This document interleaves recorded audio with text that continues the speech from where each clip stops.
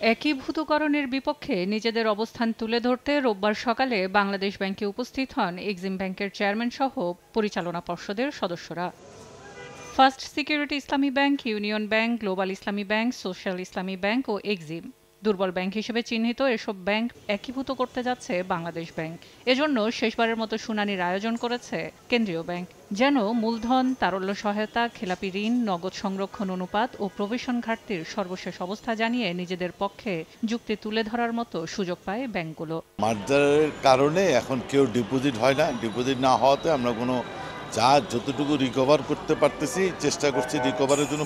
প্রথম দিনের শুনানিতে অংশ নিতে এসে এক্সিম ব্যাংকের চেয়ারম্যান জানান, ২ বছর সময় পেলে ঘুরে দাঁড়াতে পারে ব্যাংকটি, যে ব্যাংকের ঘাড়ে রয়েছে ৪৮% খেলাপি ঋণের বোঝা।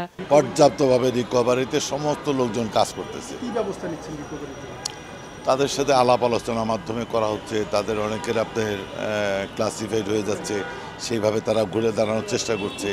আবার অনেকের নামে প্রপার্টি অকশনে চলে গেছে। ৫ ব্যাংক একীভূত করার প্রক্রিয়ায় খরচ ধরা হয়েছে ৩৫,০০০ কোটি টাকা। এর মধ্যে ২৫,০০০ কোটি টাকা আসবে বাজেট সহায়তার মাধ্যমে, বাকি ১০,০০০ কোটি টাকা আমানত বীমা ট্রাস্ট ফান্ড থেকে অর্থায়ন করার পরিকল্পনা রয়েছে।